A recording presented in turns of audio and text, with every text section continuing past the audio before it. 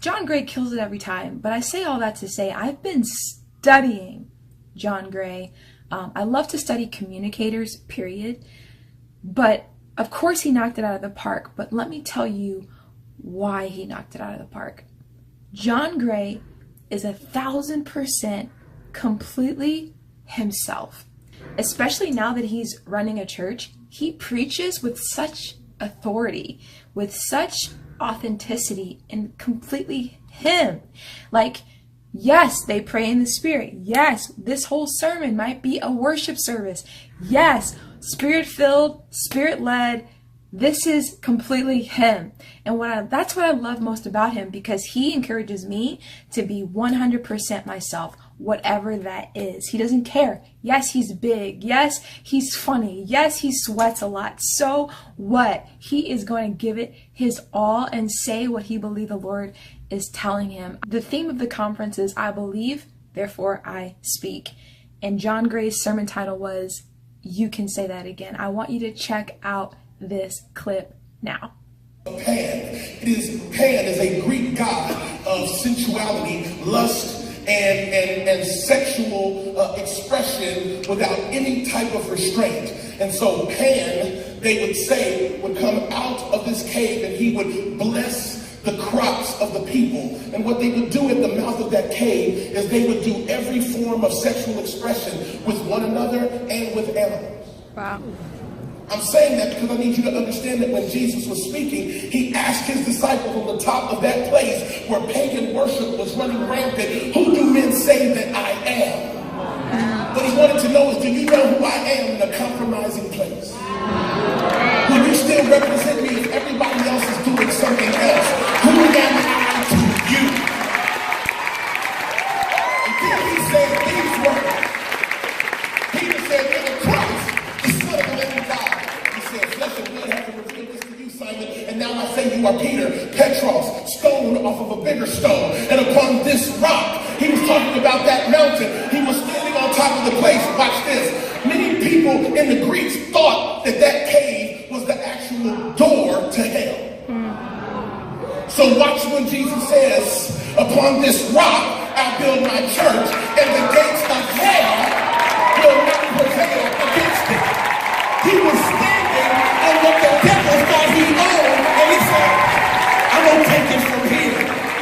What he was saying is, it doesn't matter how dirty you are, how much mess you've been in, I'm going to build my church right there. Get glory out of my broken place. Get glory out of my hurting place. Get glory out of my past. Get glory out of my pain. And upon this rock, build your church. It doesn't matter what you've been through. Doesn't matter how bad it's been. God will build his church on top of your pain. And you can say that. Favorite quotes from John Gray's message: God writes my story backwards and then allows me to live it forward.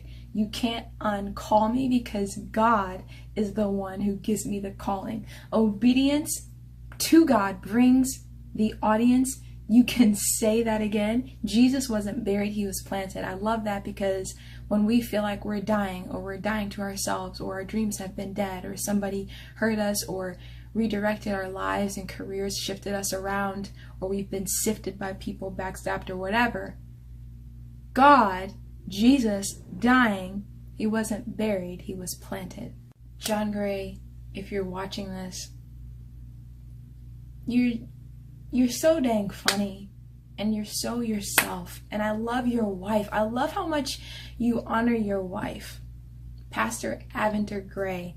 Like, I've noticed that you're very intentional with how much you talk about her, how much you honor her publicly. Even Chad Veach did that with his wife several times. And I don't just think it's because she spoke. Like, they were intentional this year versus last year, having her come up and open the conference with him, close the conference with him, introduce certain speakers with him. Like, there's just more of a presence of the wife. And so I appreciate that so much. And I love, Pastor Aventer, how you just will fight for your husband. Like, it doesn't matter if you're first lady, pastor, or whatever. If you come for my husband, I'm coming for you. And I loved it. I absolutely loved it. One thing I walk away with from John Gray is And I think from the whole conference is love your process. Own your process, because God is in your process. Just like Daniel, when he prayed to God and asked him to come and deliver his people, the angel came the moment he prayed, but it was delayed because of the enemy that was keeping the angel from delivering the prayer request. So though I'm in my waiting, it doesn't mean it's on its way. It just means that there's something in opposition keeping it from getting to me. So the more I praise, the more I allow breakthrough to happen. You can say that